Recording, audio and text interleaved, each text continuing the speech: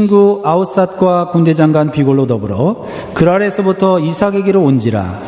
이삭이 그들에게 이르되 너희가 나를 미워하여 나로 너희를 떠나가게 하였거늘 어찌하여 내게 왔느냐. 그들이 가로되 여호와께서 너와 함께 계심을 우리가 분명히 보았으므로 우리의 사이 곧 우리와 너희 사이에 맹세를 세워 너와 계약을 맺으리라 하였노라. 이는 우리가 너희를 범하지 아니하고 선한 일만 내게 행하며 너로 평안히 가게 하였음이니라. 이제 너는 여호와께 복을 받은 자니라.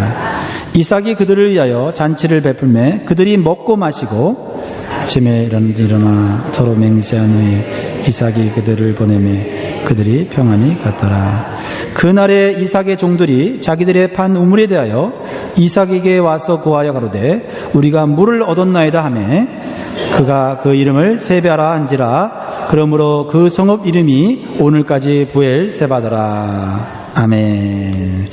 오늘 주일 예배 오신 여러분들 잘 오셨습니다.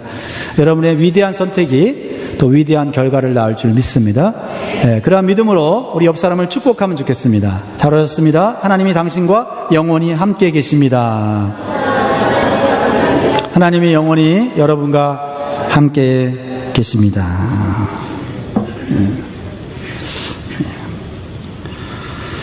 네, 오늘 이제 이삭 시리즈 세 번째로 오늘 마무리를 하는 날인데요. 오늘 이삭의 삶을 통해서 보여주시는 하나님의 은혜와 축복을 우리가 경험하고 또 하나님께 찬양할 수 있는 시간이 되면 좋겠습니다. 우리의 삶이 세상적 기준으로 내려갈 때가 있습니다. 여러분은 어떻습니까? 요즘 삶이 어떻습니까? 여러분의 직장은 어떠시고 여러분의 사업은 지금 경기가 어떠십니까? 올라가고 계십니까? 내려가고 계십니까?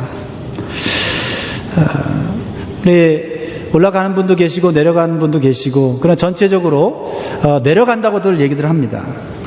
어떤 분들은 원치 않게 직장을 잃어버리기도 하고 또 현재 있는 집을 페이먼 할 수 없어서 작은 집으로 옮겨야 되고 또 때로는 하루 세끼 먹기도 힘든 형편으로 전락할 때가 있습니다.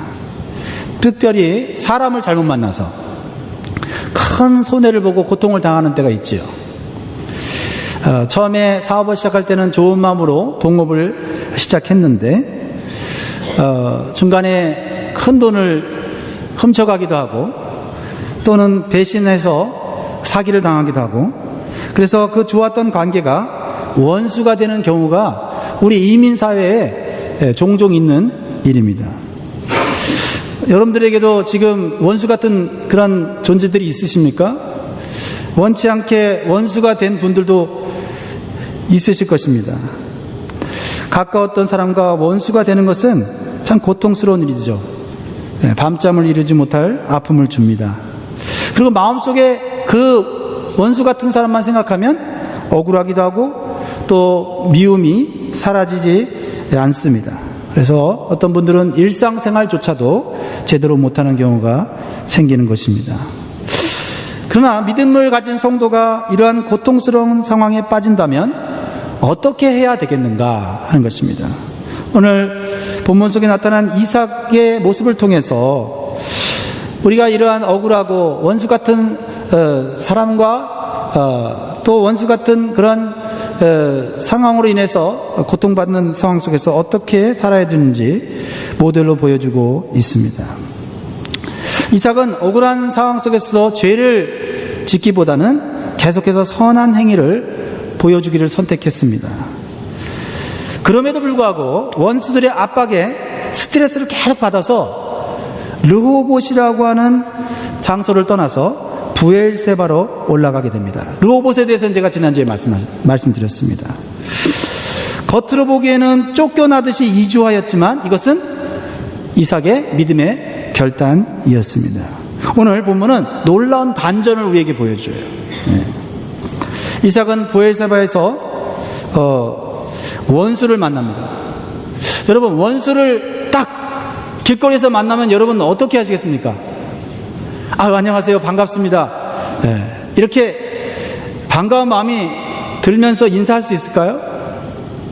믿음이 좋은 사람들은 그동안 내가 당신을 위해서 얼마나 기도했는지 모릅니다. 막 허그를 해주고 막 그럴까요? 이삭이라면 그랬을까요? 아니요. 이삭이 비록 선한 마음으로 그들에게 양보하고 또 그들과 다투지 않는 결정을 해서 이렇게 부엘세바까지 올라왔지만, 이삭도 자신에게 상처를 주고 고통을 주었던 원수를 만났을 때 그렇게 친절하게 대하지 못한 것으로 본문을 통해서 보게 돼요. 근데 이 자신을 괴롭혔던 이 원수 아비멜렉은 약속도 없이 갑자기 찾아온 거예요.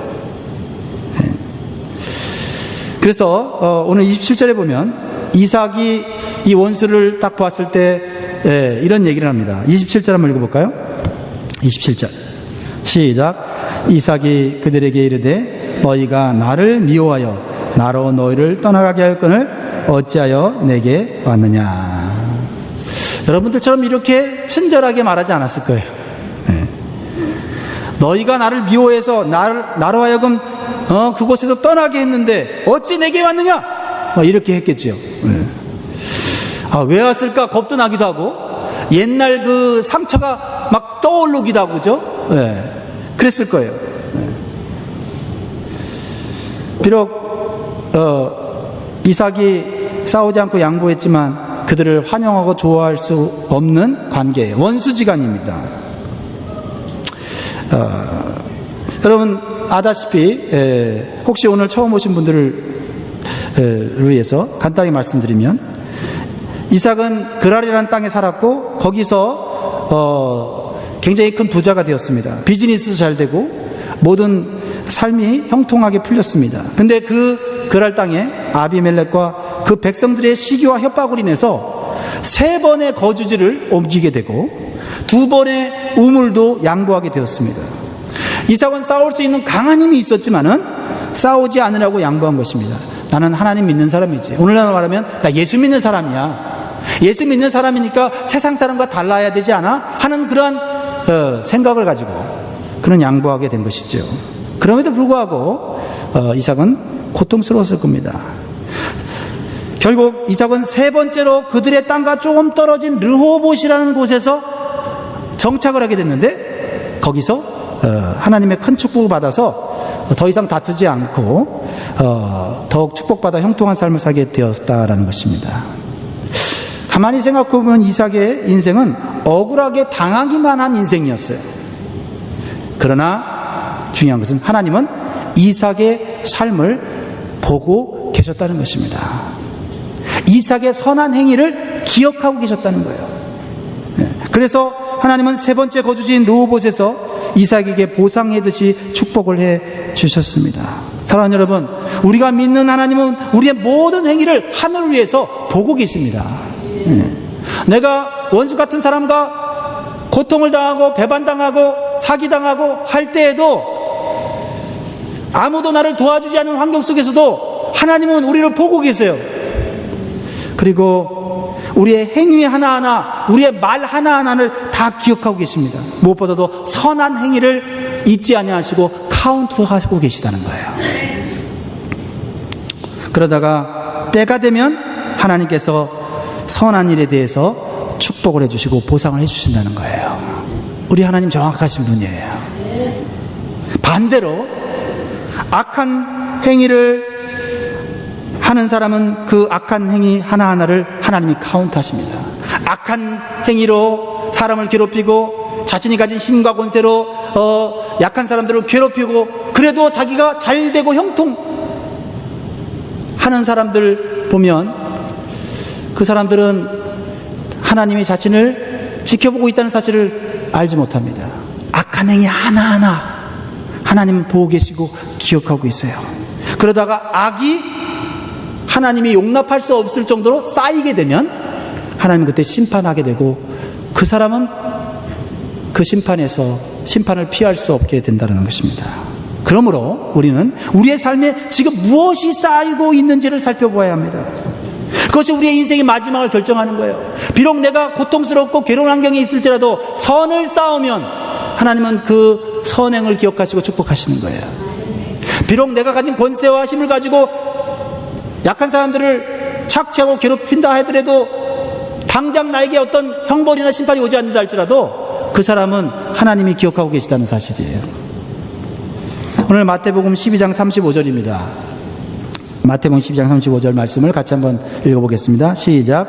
선한 사람은 그 쌓은 선에서 선한 것을 내고 악한 사람은 그 쌓은 악에서 악한 것을 내느니라. 그렇습니다. 사람은 자신이 쌓아놓은 것대로 하나님의 복을 받게 됩니다. 또는 하나님께 징계를 받게 되는 것이지요.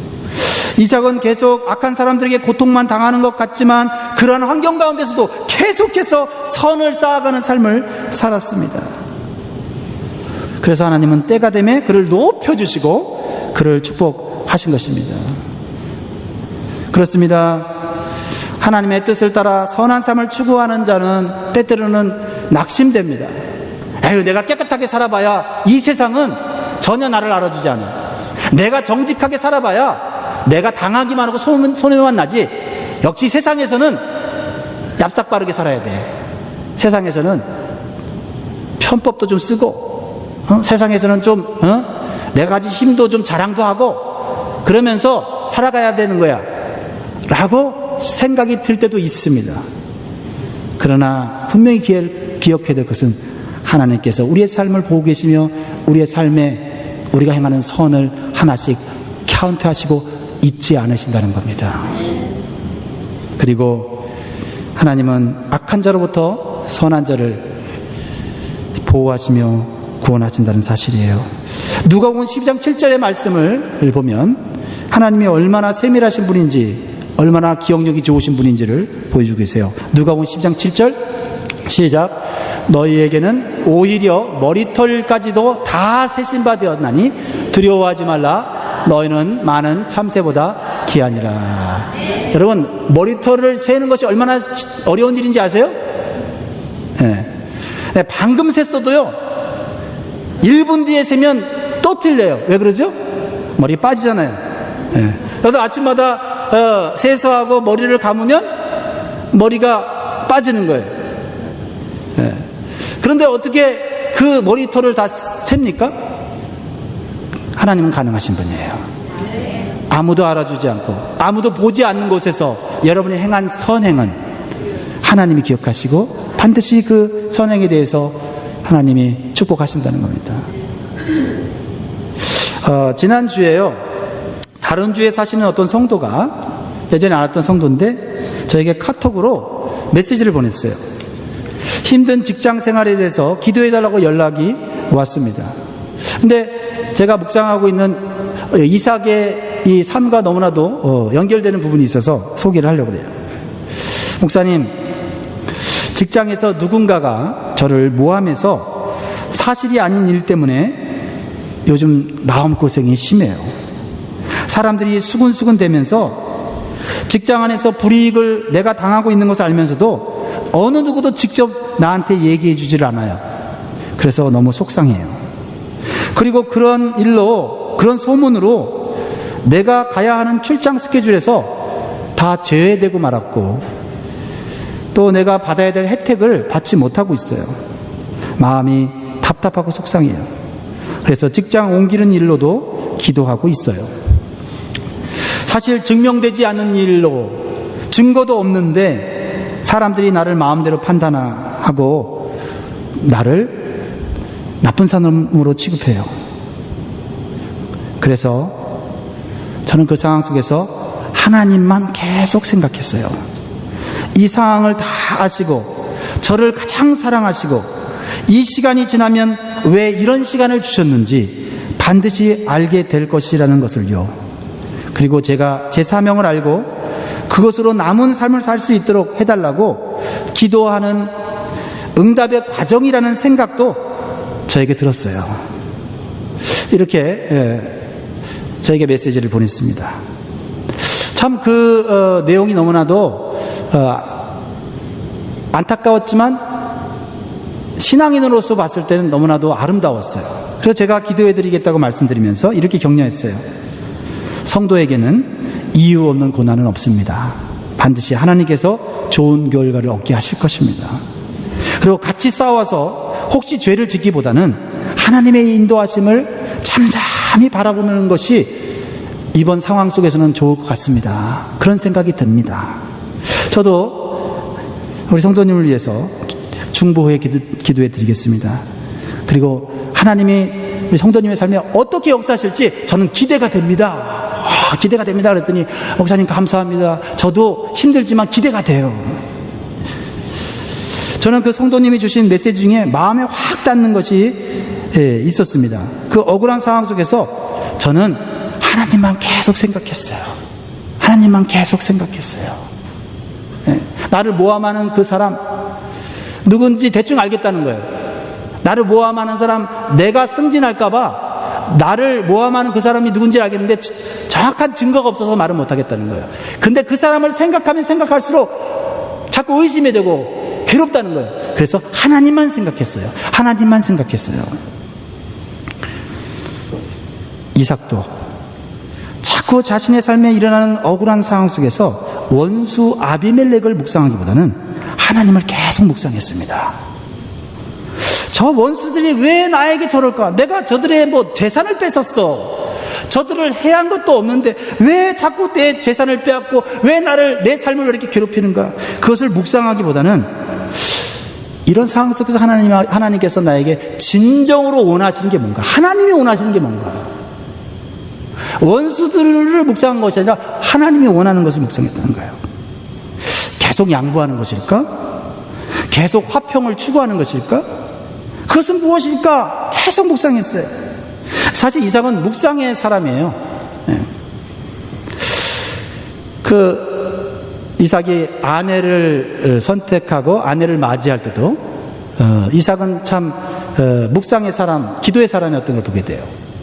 들판에서 처음 만난, 옛날에는 이제 부모가 맺어주는 사람과 결혼해야 됐잖아요. 그럼에도 불구하고 들판에 나가서 그 아버지 아브라함의 종이 자신의 아내를 먼 곳에서 데리고 올 때 들판에 나가서 묵상했다 그랬어요. 하나님께서 나에게 맺어주실 저 와이프를 축복해 주십시오. 내가 저 아내와 함께 하나님의 뜻을 이루며 살고 싶습니다. 이런 기도를 들판에서 했을 것입니다. 결국 이삭이 선택한 것은 뭐냐면 내가 하나님 앞에 더 가까이 가는 장소로 나아가리라 선택을 했어요. 그래서 간 곳이 어디예요? 오늘 부엘세바잖아요. 부엘세바. 아브라함에게 주었던 언약이 하나님의 언약과 말씀이 있는 부엘세바로 올라간 거예요. 부엘세바로 올라가려면 뭘 내려놔야 돼요? 르호봇에서 받았던 축복과 우물, 내가 이뤄놨던 어떤 이 업적들을 내려놓고 가야 되는 거예요. 다시 시작한다는 게 쉽지 않았을 거예요. 근데요, 그것이 바로 하나님이 원하시는 것이었어요. 계속 양보하고 계속 다투지 않고 화해하는 것만이 아니라 하나님이 진정으로 원하시는 것은 하나님 앞에 더 가까이 가는, 이삭에게 요구하셨던 것이 바로 그것이었다는 거예요. 거기서 하나님의 응답을 듣게 되죠. 지난주 우리 24절 말씀을 기억하면서 한번 읽어보겠습니다. 24절 시작. 그 밤에 여호와께서 그에게 나타나 가라사대 나는 내 아비 아브라함의 하나님이니 두려워 말라. 내 종 아브라함을 위하여 내가 너와 함께 있어 내게 복을 주어 내 자손으로 번성케 하리라 하신지라. 할렐루야. 아멘. 제가 말씀드렸듯이 우리가 어디에 있든지 하나님 우리와 함께 하시고 우리를 도와주십니다. 그러나 하나님은 우리에게 진정으로 원하신 것은 하나님 가까이 있기를 원하시는 거예요. 가까이 있기를 원하셔요. 그런데 이러한 믿음의 결정은 세상적인 기준으로 내려가는 선택을 하는 거거든요. 그렇죠? 아까 말씀드렸듯이 재산을 줄여야 되고, 그렇죠? 집을 줄여야 되고, 또 이루고 나왔던 터전들을 버려두고 가야 되는 그런 큰 결단이었죠. 그런데요, 이러한 믿음의 결정이 전혀 예상치 못한 결과를 만들어내요. 뭐죠? 그것은 원수들이 먼저 이삭에게 찾아와서 화친을 요청하고 무릎을 꿇는 사건이 일어납니다. 이삭은요, 원수가 자기에게 와서 화친을 청하고 무릎을 꿇기 원치 않아요. 그거 바라지 않았어요. 원수로부터 그냥 멀어져 있으면 좋겠다.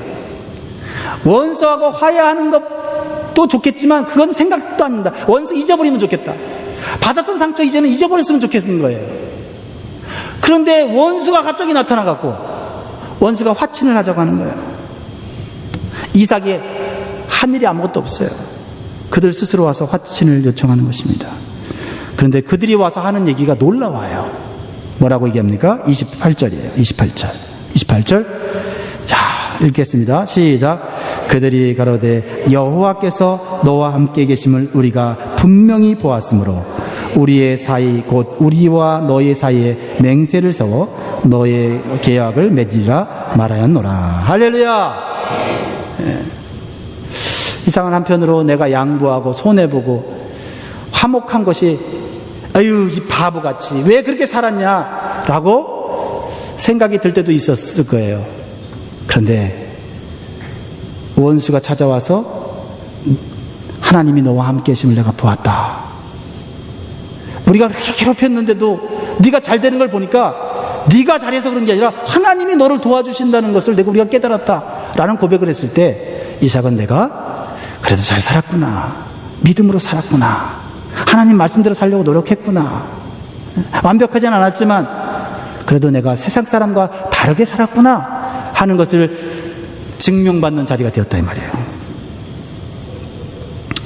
물론 원수와 멀리 떨어져서 원수를 잊어버리고 사는 것도 좋은 일이지만 원수가 찾아와서 자신의 잘못을 깨닫고 또 더 나아가서 내가 믿는 하나님을 높일 때 얼마나 상쾌 통쾌했을까요?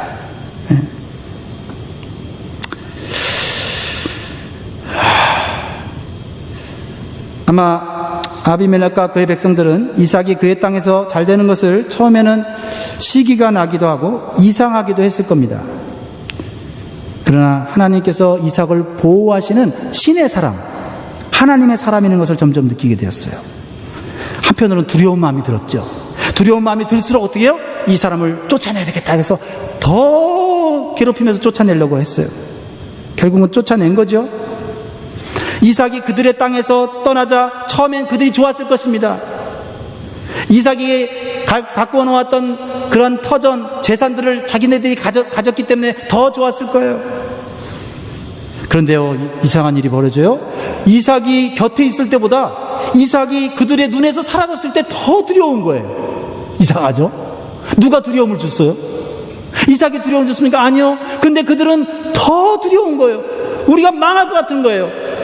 저 하나님의 사람을 괴롭힌 것 때문에 우리 마을 전체가 하나님한테 벌을 받을 것 같은 심판의 두려움을 느끼게 되었다라는 것입니다. 어떻게 할 수 있어요? 29절이에요. 29절. 같이 읽습니다. 시작. 너는 우리를 해하지 말라. 이는 우리가 너를 범하지 아니하고 선한 일만 내게 행하며 너로 평안히 가게 하였음이니라. 이제 너는 여호와께 복을 받은 자니라. 누가 하는 얘기예요? 프렌드가 하는 얘기입니까? 패런트가 하는 얘기입니까? 누가요? 원수가 하는 얘기예요. 원수가. 너는 우리를 해하지 말라. 아니 지금 이삭이 이 사람들한테 스트레스를 받아서 떠났는데 이삭이 뭘 했다고 지금 해하지 말라고 그러고 앉아있는 거예요? 무슨 말입니까? 너를 괴롭혀놓고 두렵고 괴로워서 밤잠을 못 자겠다.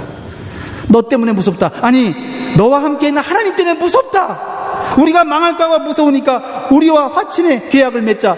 내가 이 먼 길을 이렇게 한 걸음에 달려왔지 않느냐. 너는 여호와께 복받은 자인 것을 내가 인정한다. 누가요? 원수가요. 그러면서도요 거짓말도 뻔뻔하게 하고 있는 걸 보게 돼요. 그렇죠? 너무 뻔뻔하지 않아요? 우리가 너를 잘 대해주고 선한 일을 하고 너로 하여금 평안하게 가게 해줬잖아. 우리가 잘 대해줬으니까 너도 우리한테 잘해줘야지. 거짓말을 아주 그냥 뻔뻔하게 하고 앉아 있어요. 그죠? 그런데 이삭이요 그것에 대해서 전혀 지적하지 않아요. 이미 이삭은 진정한 승리자가 됐어요. 아, 하나님이 이렇게 원수를 갚아주시는구나. 그래서 니네들이 언제 우리한테 선한 일을 했어? 니네들이 언제 나한테 잘 대접했어? 언제 너희들이 평안에 우리가 떠나겠어? 이렇게 얘기하고 싶은 마음 자체가 안 생긴 거예요.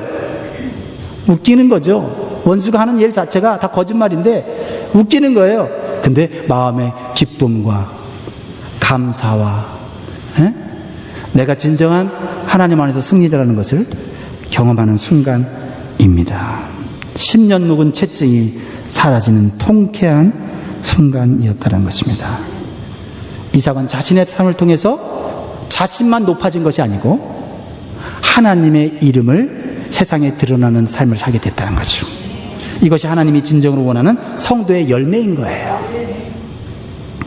나만 잘 되는 거 아니에요. 나만 높아지는 게 아니라 내가 높아짐과 내가 잘됨과 동시에 하나님의 이름은 더 높아지고 하나님의 영광은 더 높아지는 것이, 그것이 우리의 삶의 모습이어야 한다는 거예요.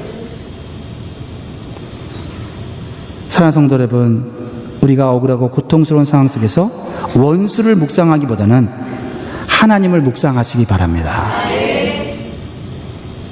문제를 해결하려고 바둥바둥 애쓰지 말고 하나님께 가까이 가기를 몸부림치시기 바랍니다.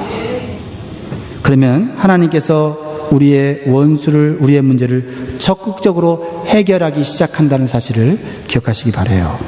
자, 그러면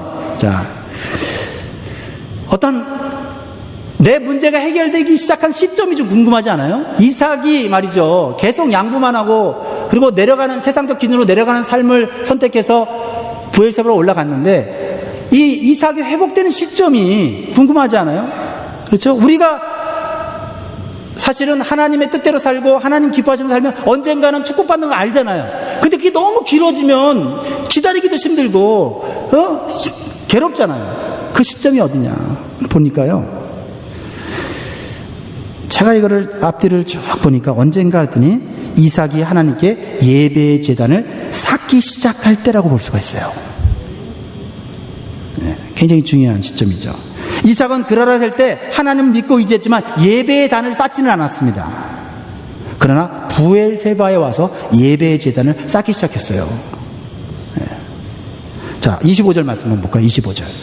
자, 25절 말씀을, 오늘 핵심적 메시지니까 한번 여러분들이 이 말씀을 잘 보세요. 25절 시작. 이삭이 그곳에 단을 쌓아 여호와의 이름을 부르고 거기 장막을 쳤더니 그 종들이 거기서도 우물을 팠더라. 할렐루야. 자, 이삭이 브엘세바에 와서 제일 먼저 한 일이 뭐예요? 단을 쌓았다. 예배 제단을 쌓잖아요. 그리고 뭘 쳤어요? 장막을 치고 우물을 팠어요. 여러분, 이 25절 말씀을 가만히 묵상해 보면 예전의 삶과 다른 것이 있어요. 뭡니까? 이삭은 르호봇에서 브엘세바로 옮기면서 예전처럼 우물부터 파지 않았다는 거예요. 장막부터 치지 않았다는 거예요. 그렇죠? 먼저 예배의 단을 쌓고 예배 드리는 것을 먼저 했다는 것이죠. 예배 드리고 장막 치고 예배 드리고 우물을 팠다는 거예요. 근데 그 전의 삶을 보면요, 이전하면 집 짓고 우물 파고, 이전하면 우물 파고 집 짓고 이렇게 살았어요. 네. 그런데 25절에서 딱 브엘세바로 올라가면서 신앙의 삶에 변화가 일어나요. 우선순위의 변화가 일어나죠. 예배 단부터 쌓잖아요. 근데요, 아버지 아브라함은요, 하나님께 부름받았을 때 아브라함은 가는 곳마다 뭐를 쌓았어요? 단을 쌓았다가 나와 있어요. 12장 보세요. 창세기 12장부터 쭉 보세요. 근데 이삭이 다른 건 다 닮았는데 아버지가 예배 중심의 삶을 살았던 거를 못 배운 것 같아요. 그런데 드디어 아버지가 하나님의 언약을 받았고 말씀을 받았던 브엘세바에 오자, 아하, 내가 하나님 먼저 섬겨야 되겠다, 하나님께 드리는 예배의 단을 먼저 쌓아야 되겠다, 이 생각을 한 거예요. 그리고 장막치고 우물을 팠다고 했습니다. 그러니까 여러분들이 어떤 것을 새롭게 시작한다면 뭐부터 해야 되겠습니까? 우리 성도들이 이사하면 먼저 하나님께 예배드리는 그런 습관들이 우리 교회도 있습니다. 직장을 옮긴다면, 사업을 새롭게 시작한다면 무엇부터 해야 되겠는가? 그렇죠? 이삭이 그랄에 있을 때 원수들은 계속 괴롭혔어요. 그러나 브엘세바로 올라와 예배의 단을 쌓는 순간부터 멀리 떨어져 있는 원수들이 벌벌 떨고 있었고 결국은 그들이 직접 찾아와서 무릎을 꿇게 되었다고 말할 수 있어요. 아니, 하나님께서 이삭이 그랄 땅에 있을 때 그때 원수들을 무섭게 하고 두렵게 할 수 있잖아요. 근데 굳이 모든 걸 내려놓고 브엘세바로 와서 예배의 단을 쌓을 때 원수들이 힘들게 멀리서 도시락 싸갖고 오면서 찾아와서 그때 와서 벌벌 떨게 할 이유가 뭐가 있냐는 거예요. 원수의 문제가 아니라 이삭의 신앙의 문제였다는 거죠. 가만히 보면 원수들이 문제인데 하나님 앞에 가까이 가보니까 원수의 죄는 보이지 않고 내 죄가 보이는 거예요. 사랑하는 성도 여러분, 여러분의 삶에 예배의 자단을 먼저 쌓는 것을 좀 더 중요하게 생각하시는 믿음이 있기를 바랍니다. 자, 이제 이삭의 삶에 필요한 것이 무엇입니까? 이제 마지막 부분으로 달려가고 있어요. 자, 하나님과 영적인 관계가 이제 회복이 되니까 원수의 문제가 해결됐죠. 그러면 이제 이삭의 삶에 필요한 게 뭐예요? 물질이잖아요, 물질. 그렇죠? 이삭이 브엘세바에서 먹고 살기 위해서는 그랄에서처럼 우물의 물이 터져 나와야 돼요. 그래야지 먹고 살아요. 그래야지 사업이 확장되는 거예요. 근데 우물을 팠지만 아직 물이 나오고 있지 않아요. 예배를 드리고 장막을 치고 우물을 팠는데 아직 물이 터져 나오지 않아요.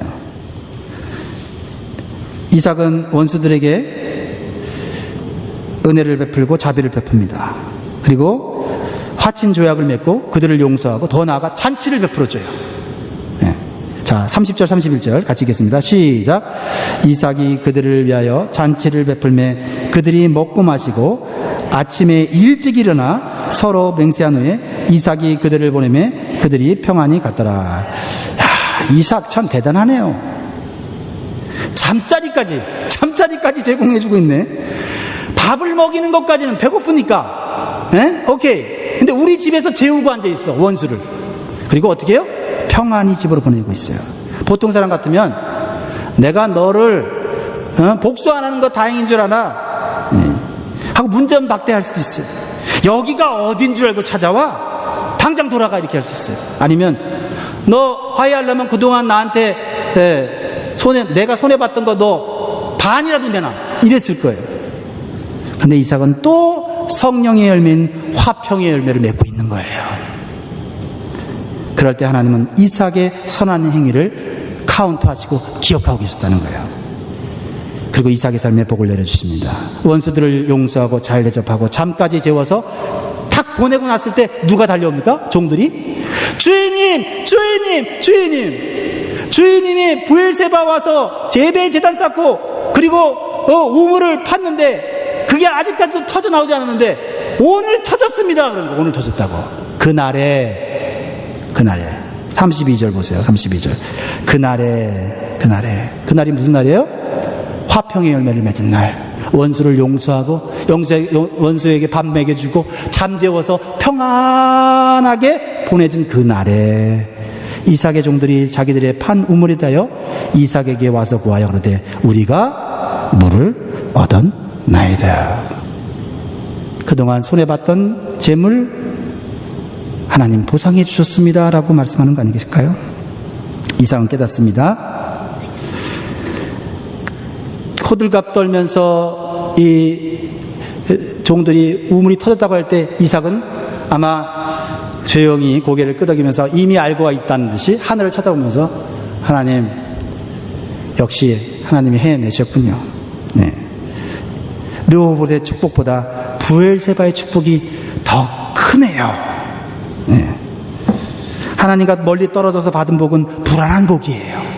언제 뺏길지 몰라요.